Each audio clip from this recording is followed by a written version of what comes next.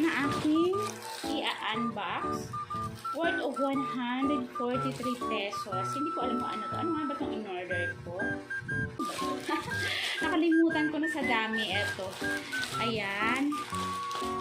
Ay, eto. Brief pala siya.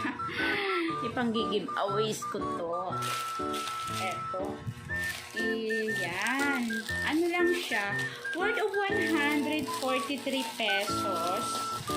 Tapos, tingnan natin kung maganda yung tela ng product.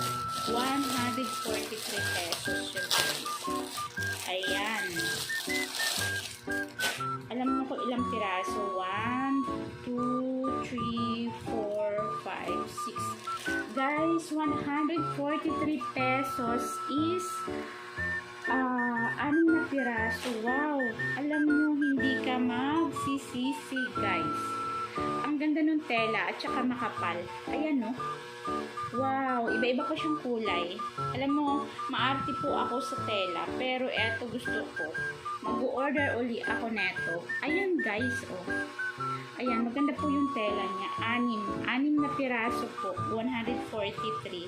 So, ayan. Ipang giveaways ko to sa province. Kasi magpapadala ako ng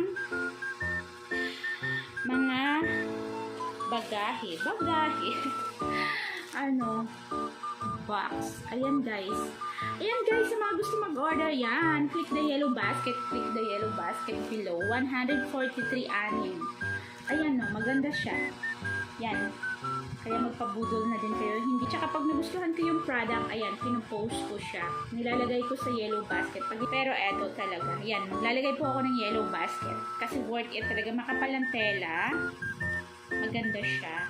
Makapal ang tela. Tsaka maganda yung tahi. Kikita naman. Eto siya.